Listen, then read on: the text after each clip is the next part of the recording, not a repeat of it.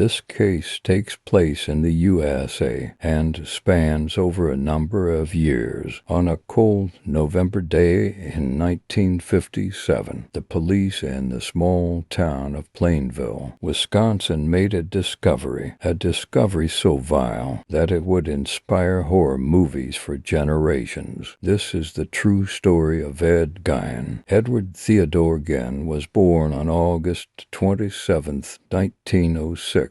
He was the second of the boys born to George and Augusta Gein. When Ed was about 8 years old in 1914, the Gein family moved to a 155-acre farm outside of Plainfield, a remote rural area in central Wisconsin. Ed's father, George, was a volatile alcoholic who struggled to even hold down a job. He often left the child rearing to Augusta, and when he did interact with the boys, it was with his fists. George would beat Ed and his older brother Henry, sometimes striking Ed in the head so hard that his ears would ring. By contrast, Ed's mother, Augusta, was the dominant force in the household. She was extremely religious and fanatically strict. She would often preach to the boys that the world was full of immoral and sinful people. In Augusta's view, all women except herself were fallen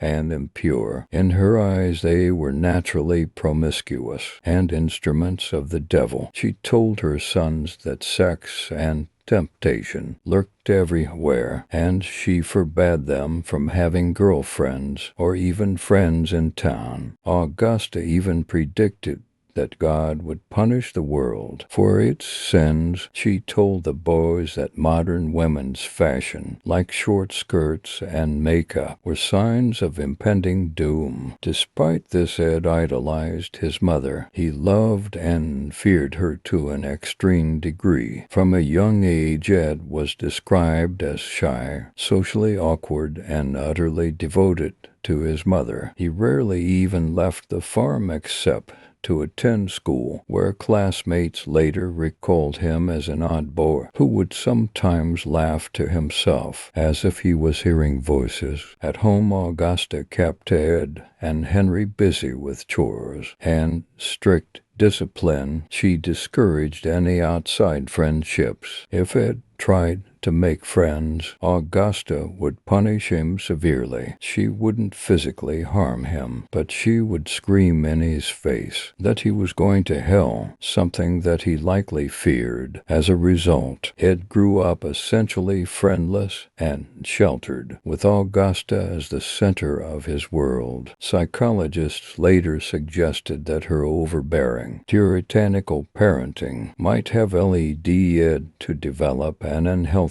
obsession with her. Now, there is one story from Ed's childhood that gets mentioned in some sources. According to some, Ed snuck into the farm slaughterhouse, and there he quietly watched as his mother slaughtered a pig. As the story goes, upon seeing the pig being killed, Ed had his first orgasm in the 1930s. As an adult, Ed mostly worked as a farmhand and a handyman. He and his brother picked up the odd jobs around town to help make ends meet after their father's drinking finally caught up with him. In April of 1940, George Gill died of heart failure at 66. Ed was 34. With George gone, Augusta's hold on her sons only tightened. However, Henry voiced concerns about Ed's attachment to their mother. He found it unhealthy how he worshipped her and obeyed her every word. On May 16, 1944, Ed and Henry were burning vegetation on their farm when all of a sudden it got completely out of control. According to Ed, the two got separated in the smoke. When night fell and Henry still hadn't returned. Ed went to the authorities to report his brother missing. Now strangely, Ed led searches straight to Henry's body, which was found lying face down on a scorched patch of land. Though Henry had some minor burns, they weren't severe enough to cause his death. The coroner listed the cause of death as asphyxiation due to smoke inhalation, possibly combined with heart failure, and so officials ruled it as an accident. However, some people who were present later noted that Henry had some mysterious marks on his head, details that fueled later suspicion that Ed may have killed his own brother. Henry's death was officially recorded as a tragic accident, but forever shrouded in doubt. Henry's mysterious death deeply affected Augusta. Shortly afterwards, she suffered a paralyzing stroke, rendering her dependent on Ed's care for about a year. He became her carer. Augusta briefly recovered enough that Ed could take her out of the house. On one occasion, he later counted an outing in 1945 to buy straw from a neighbor, during which Augusta witnessed an upsetting scene. The neighbor brutally beat a dog to death in front of them, while a woman from the neighbor's house came outside and yelled for him to stop. Augusta was horrified, but not for the reasons you might think. She was horrified not by the animal cruelty, but by the presence of the woman. She angrily called this woman a harlot, as this woman was living with a man that she wasn't married to. Soon after this, she had a second stroke, and her health went into rapid decline. On December 29, 1945, Augusta Gein died at the age of 67. Ed was completely devastated by his mother's death. The 39-year-old had never known true independence. In the big farmhouse, he now lived utterly alone. Following her death and a bizarre act of devotion, Ed boarded up Augusta's bedroom and the other room she used in the house. He moved into a small room next to the kitchen and allowed the rest of the farmhouse to decay, but his mother's room stayed pristinely preserved. In the years after his mother's death, Ed's behavior grew increasingly strange. He would later say that a force built up inside of him. He spent his time reading. He became obsessed with books about death, anatomy, and Nazi atrocities. He was particularly fascinated by stories of cannibals and human experiments. One real-life figure who caught Ed's interest was Isla Cook, who, as rumor had it, collected the skin of concentration camp inmates to make lampshades. Now this did turn out to be a myth. However, Ed was greatly inspired. During this time, neighbors still saw it as odd, but mostly harmless. He continued to do handyman work for people in the neighborhood, and he was even known to babysit local children. However, he was far from harmless. One local teenager who knew Ed later recalled that Ed showed him some shrunken heads that he kept at the farmhouse. Ed told this teenager that they were souvenirs sent to him by a cousin in the Philippines who fought in World War II. But in reality, Ed was indulging in some gruesome practices in secret. After his mother's death, he had been grave robbing. At night, Ed would creep into local cemeteries to exhume recently buried women whom he thought looked like his mother, and these shrunken heads belonged to victims that he had grave robbed. Ed subscribed to the local newspaper, and he closely followed the obituaries, looking for the deaths of middle-aged women. When a fresh grave of a suitable candidate appeared, Ed would wait until night time and then dig the body up. Ed would later claim that when he did this, he was in some kind of detached state, like something had taken over him. In some instances, Ed claimed that he snapped out of whatever trance he was in during the middle of grave robbing, got scared and ran away. But on at least 9 occasions he followed through and stole bodies from coffins. In Ed's mind, he was not desecrating the dead. He was trying to resurrect or become his mother. He later admitted that he wanted a sex change operation and also tried to create a woman's suit made of real human skin so he could be his mother using real tanned human skin. Ed fashioned items ranging from clothing to furniture. He later denied having any intercourse with the bodies, explaining that they smell to bad, but short of that he mutilated corpses in almost every other way imaginable. For roughly a whole decade, from 1947 to 1957, Ed Gein's farmhouse became a literal house of horrors. Human bones were littered around his property. He made a trash can, wastebasket fashioned from human flesh, chairs made of human skin, sawed-off skull tops used as bowls and cups, clothing made from body parts, a belt made of female nipples. He even made a lampshade out of a human face. These are but a few things that were later found. But then he moved on from grave robbing and on to murder. Ed Gein's first victim was Mary Hogan, a 51-year-old tavern owner in Plainfield. Mary was a divorced and dependent woman who had moved to Wisconsin from Illinois around 1949. She ran a small tavern on the outskirts of town, but her tavern wasn't just open to anyone. She was a cautious woman, and she only served regular customers that she knew, and she kept a shotgun behind the bar for extra protection.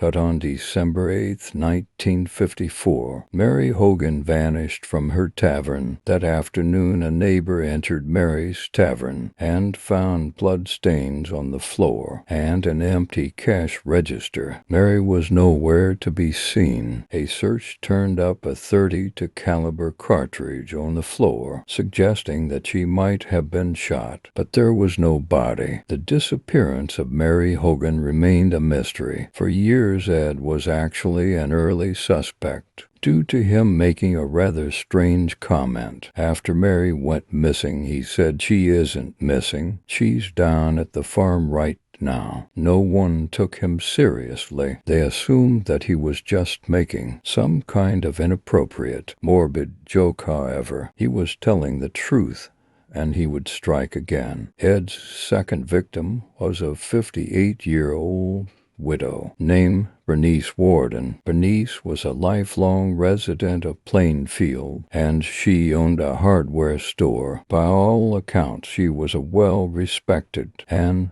loved woman in the community, and a mother of 2 grown children, a son, Deputy Sheriff Frank Worden, and a daughter. Ed Gein was familiar to Bernice. He was a customer who occasionally bought things from her store. On November 16, 1957, at around 5 p.m., Deputy Frank Worden stopped by to check on his mother and the store, but inside he found an alarming scene. The cash register was open and overturned, and there was blood on the floor, and most terrifying of all, his mother Bernice was gone. Of course, Frank immediately suspected foul play, and one name leapt to his mind. Frank recalled that Ed had been in the store the previous evening and said he'd return in the morning for antifreeze for his truck. Sure enough, in the empty store, Frank found that receipt for the gallon of antifreeze written in his mother's handwriting, and the receipt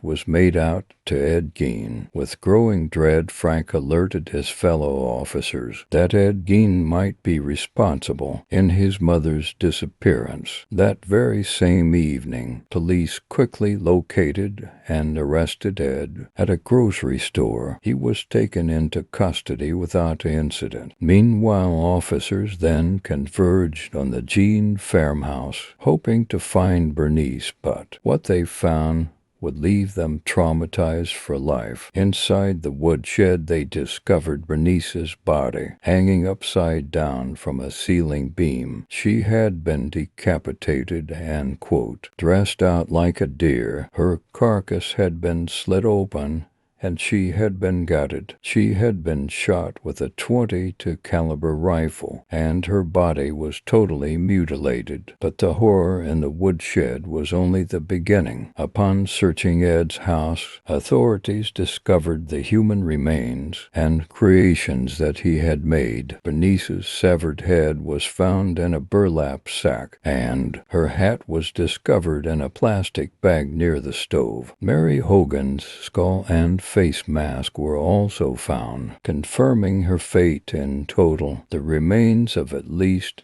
2 murdered women and parts from countless exhumed corpses littered the property. They found the human skin-covered chairs, a corset made from a female torso, face masks made from the skin of human heads, 9 human vulvas, gloves made from human skin, among many, many other horrors. The police couldn't even comprehend what they were seeing. As you can imagine, word of the Plainfield house of horrors spread rapidly, and soon reporters descended upon the little town. It was now the epicenter of what is described as the most gruesome crime seen in American history. In custody, Ed quickly confessed. Though he spoke in a detached, matter-of-fact manner, he admitted to killing Bernice Worden, although he gave somewhat of an evasive account of the circumstances. In one psychiatric interview, Ed claimed that he hadn't intended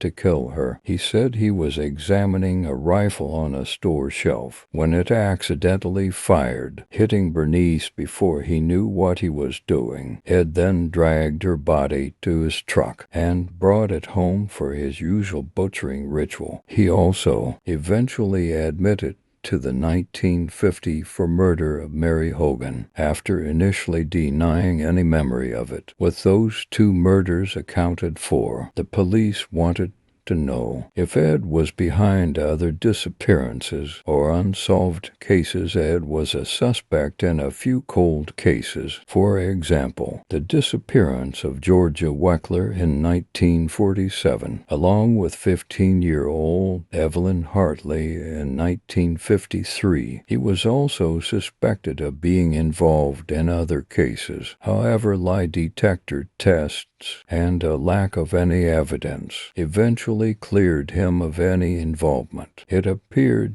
to investigators that Ed's violence was mostly focused on adult women who reminded him of his mother. He told investigators how he studied obituary notices and chose freshly buried women to dig up. He told the police that he would sometimes come out of his strange trances surrounded by body parts and would think to himself, "What am I doing? This is wrong." But yet he continued. It also corroborated the motive behind this. He was trying to make a surrogate for his mother. He said he robbed these graves and killed these women because he wanted to recreate or replace his mother. Psychologists interpreted this as a delusional attempt to resurrect his mother, or, in his own words, get another mother. He wanted to build a woman's suit, a full-body outfit made of human skin, so he could literally wear it and become a woman. He was subsequently diagnosed with schizophrenia and severe psychosis. They believed that Ed had been in a dysfunctional state of mind for many, many years, perhaps intensified by extreme loneliness after his own mother's death. One forensic psychologist noted that Ed experienced auditory hallucinations. People who knew Ed often recalled his odd habit of laughing to himself, as if hearing an unseen voice. Ed himself described feeling compelled by forces beyond his control. He told doctors that after his mother's death, he would hear voices telling him to get another mother or do things to fill the void. During questioning, an officer by the name of Art Sly became enraged as he was investigating the case. On one occasion, he completely lost his cool with Ed, overwhelmed by the horror that he had seen. Sly slammed Ed's head into a brick wall during an interrogation out of pure rage, but this violence against Ed later complicated the legal case, as Ed's initial confession was ruled inadmissible because it was obtained under duress. But by then, Ed had freely repeated much of his story to other investigators. There was never much doubt about his guilt. The real question was Ed Gein's sanity and whether or not he would be able to stand trial. And then after Ed's arrest, his neighbor, 50-year-old Adeline Watkins, spoke with reporters. She told them that she had been in a 20-year romantic relationship with them, claiming that on one occasion he even proposed. She described how they would go to the movies and get milkshakes, and how they bonded over their love of books. Adeline claimed that they often spoke about true crime, but she claimed that Ed never spoke about his own horrific crime. She recalled, "We discussed every murder we ever heard about. Eddie told me how the murderer did wrong and what mistakes they had made. And here's the strange part, she even called Ed a good, sweet, kind man." Her mother even attested that Ed was always polite and had her daughter home by 10 p.m. Although after revealing this, she soon went back on some of her claims as the media descended upon her. Further, she claimed that she exaggerated and that they were not in a 20-year romance, stating that Ed was merely just a friend. It was found that she was never involved in his criminal activities, although she stood by what she said about him being a good man. Ed was soon charged with first-degree murder, along with a string of other offenses. He pleaded not guilty by reason of insanity. Indeed, within days, doctors found him mentally unfit for trial. Ed was diagnosed as a schizophrenic and declared legally insane. Ed never consumed or was intimate with the body parts. Though some tried to claim otherwise, Ed was let to send to a maximum security institution. There he would remain for the next decade, undergoing treatment and evaluation. For years, Ed Gein lived quietly in the mental hospital. By most accounts, he was a model patient, polite, unassuming, and even helpful around the facility. In 1968, after 11 years, doctors determined that Ed's condition had stabilized enough that he was competent enough to stand trial. The trial began in November of 1968. Given Ed's infamy, his defense team successfully requested a trial without jury to avoid any bias. The trial lasted 1 week. Psychiatrists testified on both sides. One doctor recounted how Ed claimed the shooting of Worden was accidental and that the gun went off in his hands whilst he was looking at it in the store. They stated that Ed wasn't even sure if he had consciously aimed at Bernice, but then another doctor for the prosecution explained the lengths that Ed went to into butchering her body and hiding it, suggesting that he knew right from wrong. In November of 1968, the judge delivered his verdict. Ed Gein was found guilty of first-degree murder. However, in a separate phase to determine his sanity, the judge concluded that Gein was not guilty by reason of insanity. The outcome was that Ed would not go to prison, but would instead spend the rest of his life confined in a secure mental hospital. Some believed that this was far too lenient. Many thought that he deserved death. He destroyed the lives of many and left a lasting trauma on more. Some believe that it killed as many as 9 people, but we know for sure that he killed 2. Ed lived out the rest of his days in the mental health system, reportedly in relative tranquility. By all accounts, he was a mild, even likable inmate who caused little trouble. He even participated in some occupational therapy. He liked to spend his time painting and stone polishing. In March of 1958, his farmhouse was auctioned off, but mysteriously was later burned